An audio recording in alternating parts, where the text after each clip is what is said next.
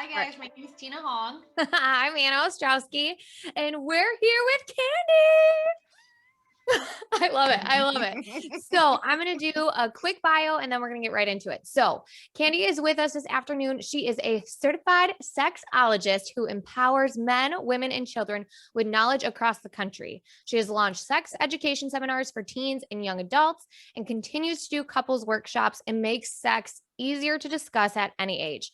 Heck yes. This path started for Candy when she began exploring her sexuality at a young age and asked her mother, who is a pastor, different questions. When the response was wide eyes and shame at the taboo subject, she found her purpose in being the person that everyone talks to about sex and relationships. She's been featured in Voyage Magazine Dallas and several other articles, and we get to be with her today. So Candy, welcome. Hi. Thanks for having me. Yes, absolutely. I'm usually the one doing the introductions on my podcast. So I'm like, oh, okay. I get to hear all all right. I like this. I love Round of applause. Yes. So is there anything in the intro that I missed that you're like, this is a really big part of my story and Anna didn't share it. I want to talk about it before we jump into questions. Well, I wouldn't say so much that you didn't share it, but it's a big part. The part about my mom being a pastor and my dad was a minister. And so they just told me to keep my legs closed and, that's it. Yeah. And so I was like, okay, so what do I do with all of these emotions and things that I feel and these boys and these girls that I'm talking to? Like, yeah. Keep your legs closed and keep your mouth shut. That's what you were told. Right. And so one of the reasons why I began to do what, go into all of this was because of that. Everybody, when I say everybody used to come talk to me, it was like, oh, you don't know, go talk to Candy in high school, in middle school, in college. Love that though, because people need someone like that. Absolutely. So I get all kinds of questions and I love it. And I just like, sometimes I look at my phone like, what? Wait, what? What did they just say? Because I'm not always expecting things to get a little interesting in my text messages, but they do. I'm pumped to talk about that in a minute. I need to hear more about that for sure. But before I dive into that, do you mind if I ask, like, what does that look like now with your parents when you decided to really own this and make it your thing? Where did that leave everything? So my father is gone. He's been gone since 2016. However, before he passed away, he embraced it. I'd go in, I'd be sitting in this car and I'd be talking about different things and he'd just be like, okay, so that makes me, well, first of all, I'm sorry for your loss, but that makes me very happy that he was like, that's my girl. Yep. I'll just listen. I'll just nod my head. Like, I'll embrace it. Oh, that makes me happy. Or I'd start singing a song and he'd be like, I bet one of your clients was talking about that, huh? Was it like, let's talk about sex, baby? Let's talk about See, and I'm a really big R. Kelly fan. I don't care what he did. I love his music, right? Yeah. And so I'm always singing his music, and he'd be like, I bet that's what they would be talking about. Oh my gosh, I love that. I will never be able to listen to R. Kelly the same. I'm just going to start sending you text messages like, I'm jamming to R. Kelly right now, girl. Yes, girl. I don't see nothing wrong, Oh my God. I love it. But my mom is still involved in church. She's not a pastor anymore. But she doesn't embrace it, and I'm okay with that. Okay. It is what it is, but I do have to, when certain things come up, I do have to be like, well, you didn't teach me this, so I'm doing the service for other people. Yeah. But she doesn't I would say like pull away from your relationship. She just doesn't necessarily like embrace it, I guess. No, she doesn't. She doesn't mention what I do. Okay. But you still have a relationship, mother-daughter. That's good. That's at least good. That's a bridge. Well, I like the fact that you're like, well, you know what? I didn't have this, so I'm gonna do it for other people. Like, I respect that a lot. And honestly, as being a former teacher as well, middle school, do you know the stories? The stories. Oh my God. So for instance, we had I think she's 12, and she was giving oral for 25 cents a person. What? Mm-hmm, mm-hmm. Or we would catch two No. girls in the bathroom hunching. Uh-huh. I mean, there's all kinds of things that So happen. is it Yeah. more of a lack of education, or do you think it's like some type of psychological affirmation from someone else? Do you know what I'm No, saying? I honestly think that it's lack of education and hormones raging, right? Mhm. So, you know, you don't know what to. I was the teacher that they would ask, so my girlfriend wants me to go down on her, or my boyfriend wants me to go down on him. And this is I don't 7th know. grade. I don't know. You're saying This like is middle school. 7th and 8th grade. Oh, Yeah. yeah. Mhm, Wow. mhm, Yeah. mhm, mhm. Or I really want to come out to my parents. How do I do that? Can you help me? Yeah. All the time.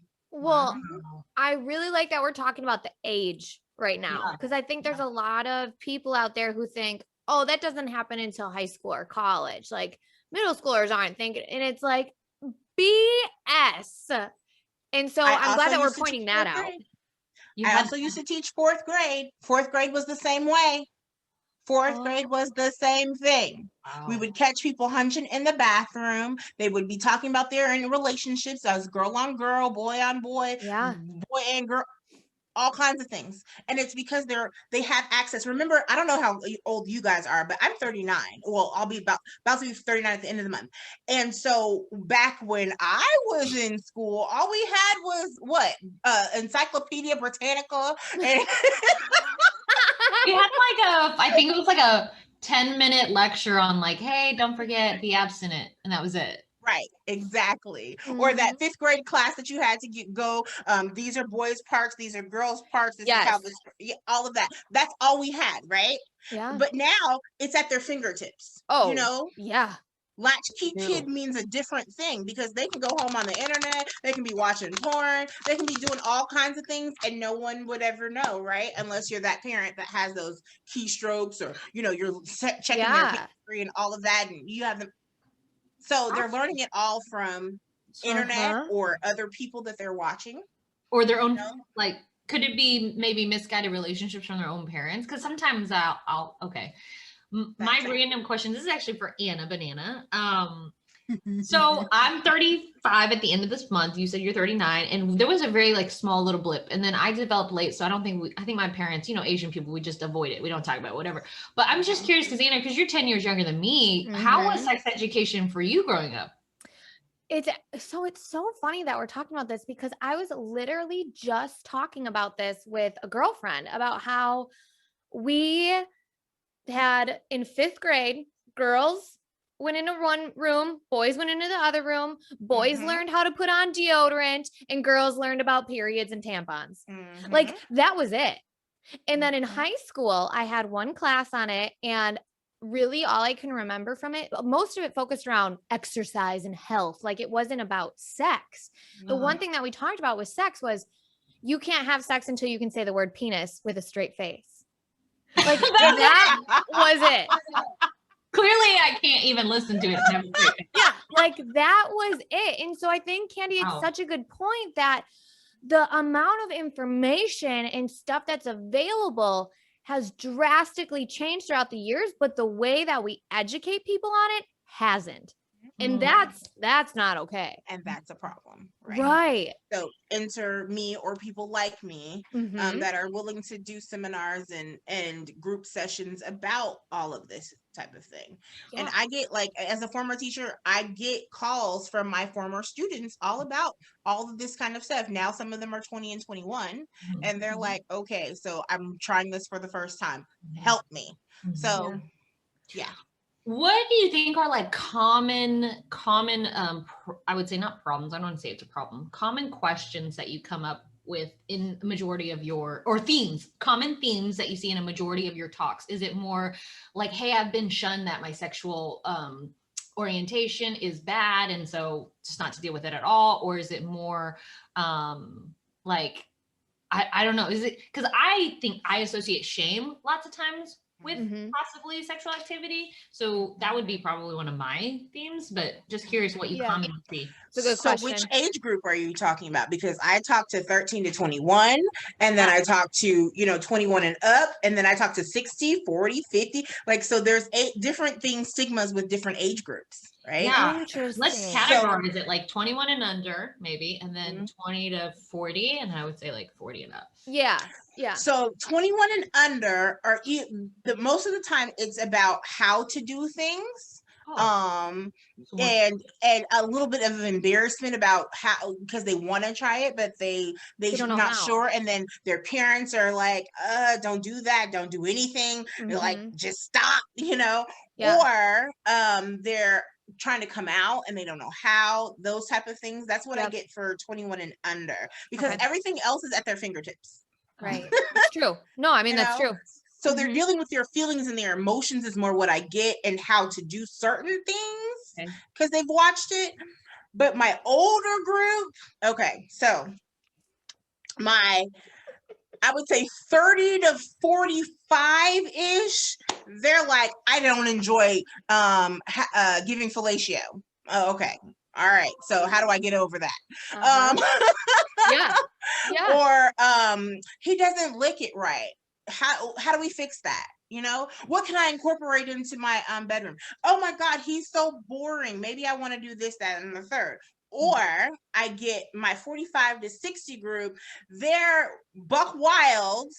They're either buck wilds and they're just looking for the next thing. It's a swing. It's a tie me up to the wall. Those type of things. Or they are stuck in their box because they were shamed, they were criticized, they were judged, and so they've been married for this many amount of years and they've never had an orgasm. I actually know someone who has a relationship that the significant other never, and I'm like, wow, I would feel like a failure, like just, not fulfilled in some manner. That's insane. That makes sense. Like the way that all makes sense though. Like I can definitely see how those age groups would start feeling that type of way. Okay. So for your services then, for what you offer when it comes to the seminars and things like that, are they categorized by age then? Is that how you do it?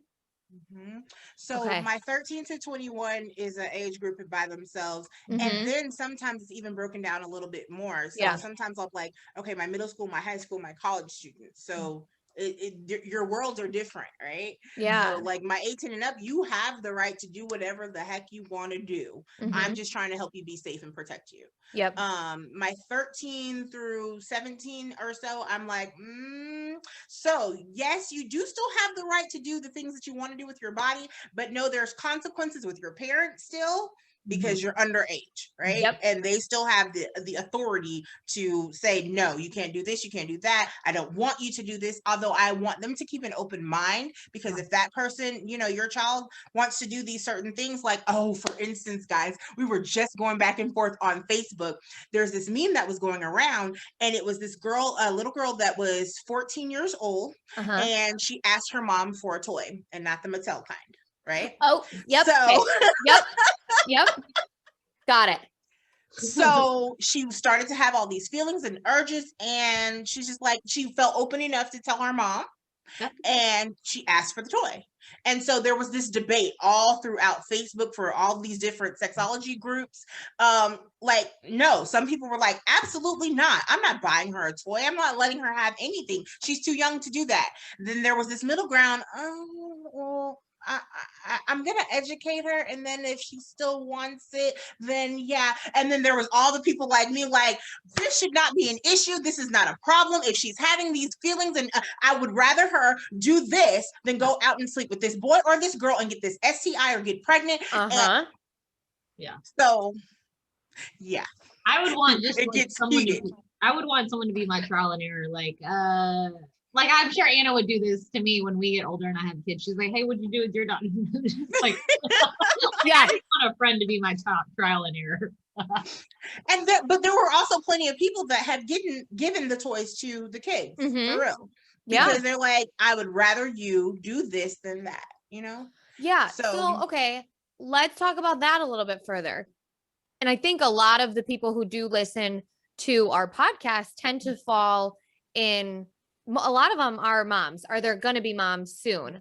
And so let's talk about what advice you give to mothers, fathers, and how to make this a more comfortable conversation, right? Because and correct me if I'm wrong, but I could see for some people it's just a comfort thing, like being able to talk about it, right? And so how do you coach parents to open that conversation up? So it depends on the scale that they are on, Mhm. right? So some people are right here in this little uncomfortable space, right? Yeah. They don't say penis, they don't say vagina, they don't say, oh, I don't know if I can say that word on your podcast. Can I say the other word on the podcast? Yes. Okay. So they don't say pussy, they don't say dick, right? Oh, They don't say yeah. cock, they don't say Yeah. any of those Mhm. words, right? Yep. So they say no nibbly bits or private parts or pocketbook or his dinghy or whatever, Yep. you know, Yep. and we come up with all of these creative names Oh, for it, yeah. which is not good though, because when your 5 or 6 year old comes to you and says, hey, someone touched my pocketbook or my purse, you're thinking that they're talking about their actual pocketbook or purse when really they're talking about their private areas, right? So Interesting. making sure that they say those actual names. Yeah. Sometimes I just start there with Yeah. parents. Okay, can we make sure that we say penis and vagina? Oh my So gosh, that this they is so know. true. My friend calls it Pikachu. See? And I would be thinking about you talking about that little stuffed animal toy Yeah, the yellow on guy. TV, Yeah. not your private parts. Yeah, right? Okay. So Wow, I sometimes never thought about that. hmm Now, if I have liberated people that already say those words right in Mhm. front of their kids, then I start at their comfortability. Okay, so how do you talk to your significant other about sex? And sometimes that's the catch right there. They don't. So so then that opens up a can of worms to have that small conversation with their significant other. So when they have that conversation with their significant other, then they can slightly move some of that conversation over to their kids, right? Yeah. And find good words to say to their kids. You know, do you have these feelings, and do you get a little tingly sometimes when you like a person, and maybe of course if they have a chest or if they have, you know, the vagina, oh, do you get a little tingly sometimes when you like that little person? Okay, that's how you're dealing with your hormones. Okay, so then we go into the next conversation. Yeah. You know, vagina, it does this. Penis. I feel like Mhm. for me, you know how you said it's conversation between you two and then the child. I almost feel like it's easier for me to have a conversation about third party and then transition to my own situation, which is probably so bad, But I do that too. I do I do have people pretend like they're talking to someone else's kids, Just asking and for a then friend. right. Yeah. And then transfer that conversation over to Yeah. your own, you know? So Mhm. it just depends on where they are. Now, if they're very open, and see, I have other type of people that are super open-minded, and they talk to their significant other all kinds of different kinds of way. But Yeah. when they come to their kids, they're like, yeah. and I'm like, okay, Wait, what? I don't, wait, hold on. I don't understand. Yeah. And so it's getting those people to understand that, you know, you don't, some of them had things that they did at 12 and 13 and 14 that they don't want their kids to do, but they're going about it the wrong way. Yeah. Not talking about it at all could make it worse. You know, Yeah. so Yeah. now I know my parents are on lockdown. They don't want to talk to me about anything. Oh, I'm going to go talk to so and so and who's already experienced all these, and oh, they're going to let me try it. And then what? That's so true. I almost think even when you look up what you're questioning, it's like only taking you to the one side of it. Like you're like, how to, and then it's only showing like that side. It's not showing, but if you do this, this is the consequences. Mhm. And I teach parents to be open-minded. Yeah. You know, you could be screaming inside, but keep that face straight until you get somewhere else that you can cry or That's good scream or advice. whatever you want to do. Just be open-minded. Okay, so you're thinking about doing this. Okay. So what makes you want to do that? and find out all of those questions. And Yeah. then you're having this dialogue, and before you know it, they're okay with telling you, you know what? My boyfriend fingered me yesterday. Mm-hmm. And how did you feel about that? And inside you're going, Oh my God. That's such good advice though. Yeah. Like, cause I think that's super, super important to know. And also I'm really appreciating the fact that it's not a one size fits all. Like you have pun broken intended. it. No pun intended. Hey, okay, Tina. I see you. But it isn't. And you've broken it down into these different categories and different mindsets and age groups. Like there's not just one way to go about doing this. And I think that's really important to know. And also why we need people like you who do what you do, you know? So thank you for that. I'm learning a lot about it right now. And guys, keep in mind that's only a portion of my business. I mostly deal with couples and premarital couples, Okay. married couples and premarital couples. So I want to hear about that. What exactly do you do with them? oh man. So for instance, I recently had one of my same-sex couples, and they came to me because they're like, it's boring. And I'm like, okay, so what's really causing the boringness? And you get down to the root, and it's about their communication style with each other. And so then I teach communication strategies about what you want and what you need. And we talk about love languages and creating a safe space. And I actually have a new course out that breaks all of that down, from creating a safe space to knowing your love languages, to knowing how to preheat the oven. Because especially women, you can't just say, okay, let's go all the time. No, I'm You're not. talking about AKA foreplay? Yes. I'm just more direct. Right. But preheating the oven also could be for the man too. So, so foreplay is a vast spectrum of everything, and then we talk about mindfulness, unleash your inner porn star. And then we go to intimacy goals. So that's all in my course called Be Presidential in the Bedroom. And so those are the things that I really talk about with couples in coaching, because you're on one of those spectrums most of the time. I just wanted to go back to so it sounds like obviously you do the couples counseling portion too, and then the sex education, right? Could some of these problems here be prevented all the way over here? You know what I mean? And how is that being, I don't know if you know this, but how is that being implemented in school education systems? Because I'm seeing this, all the questions that we have problems or not issues. What is my terminology that I like to use? Themes to our life that we have questionable. So people have questions about how do they work their money older, how to sex part, how to deal with their emotions. And none of these subjects are in school. And I almost feel like this is what we deal with on a daily basis.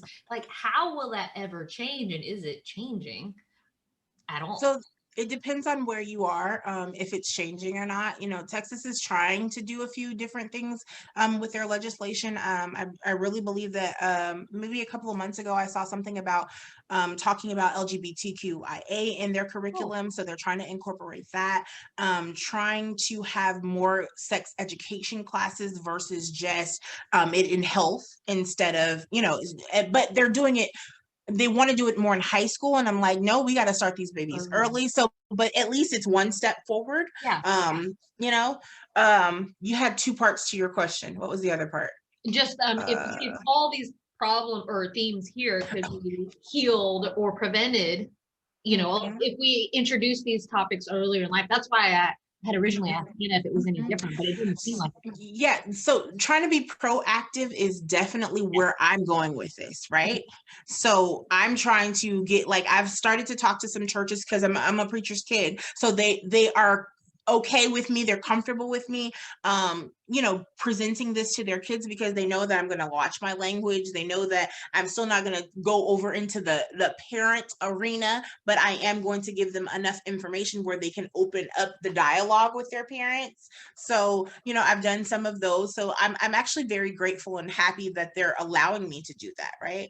I love that. I mean, I'm only one person. I'm trying to help get other sexologists to do the same thing, but not everybody's comfortable with that either. Even sexologists have some sort of issue with certain things, like being in a church setting, and I'm okay with it because that's what I grew up in. Right. But other ones are like, oh, I don't want to do church, So it's probably also really nice to know that you're a parent too yourself. Exactly. So, I mean, it just, we've got it one person at a time. We can change the world. Yeah. Yeah. So that's what I'm trying to do. I like that. And I love the fact that you are doing it in a space like the church where not a lot of people might feel comfortable doing that, but we're all still humans inside of there. We're all still kiddos with the same kind of feelings inside of there. Exactly. Yeah. And then you get mad when you haven't taught them anything, but they're pregnant, or they have an STI. Yeah. Oh, okay. But you didn't tell them anything. Right. You didn't educate them, and you didn't have these conversations. And again, some people just don't know how to have the conversations. Yes. So like one mother just hired me and paid for her full package and said, I just need you to I'll be in the room and you can teach me how to talk to her, but I need you to talk to her. No, but that's good. Like, good for that mama for knowing that it's important, and that if she wasn't going to be able to do it justice, that she's relying on you for that. I think that takes a brave woman to do that. So I love that. Now, Candy, what is your goal for this year? What would you say is one of your goals for this year in terms of whether it be an audience you want to reach or a new event you want to start? Like what's on your plate this year? Man, I'm reaching for the stars. I've Yes, looked into girl. TEDx talks and trying to get a couple of people with me that are another sexologist to do, a whole seminar, a large seminar for a TEDx talk. That, I mean, like that would be my ultimate thing right now. And then of course, just being able to go into different places and talk about sex education and get the word out. Sometimes one-on-one doesn't always translate to the money that we want, but my goal is to help people, right? Yep. So, I'm doing these courses, putting those out there and just trying to touch as many people as I can. Well, I love it. And you're doing it. And we appreciate you coming on here and speaking about it. Tina, did you want to ask any more questions? I don't have any more questions besides just maybe where to find you and like what where can they find you, I guess? Yeah. So it's probably backwards on here. It is candyologycs.com or you can go to any social media platform. So Twitter, Instagram, Facebook is all Candyology CS. So CANDYOLOGYCS. It's a play on my name. Beautiful. So. It's beautiful. Candy, is there anything else that you want the people listening to hear, to know before we wrap up today? Any big topics that you're like, I got to talk about this before we end? No, I think we pretty much covered a lot because my passion is definitely education and helping people. So I think we've talked about all of that today. You see my face lights up when I'm talking about this. I know. So like if you guys are listening to this right now on just audio, like on a podcast, definitely go check it out on YouTube because you'll be able to see how much Candy loves this. Like your energy just gave me so much energy. I love it. Virtual high five. Yeah. Right. So thank you so much for coming on. Like, you're so welcome. I loved this conversation. I think it's a really important one. I'm glad that we got to meet, and thank you for doing the work that you're doing and being comfortable with the uncomfortable. That's where a lot of us got to go, and you're there, you're doing it. So thank you. I sure am. Got the tip. But you can dig a lot deeper into this conversation. Wow, Tina is filled with the puns today, girl. Well, I just want to say thank you so much, Candy. You can find her at Candyology on any of the social media platforms. I am Tina Hong. I'm Anna Ostrowski, and we'll see And you guys later. take Bye. care.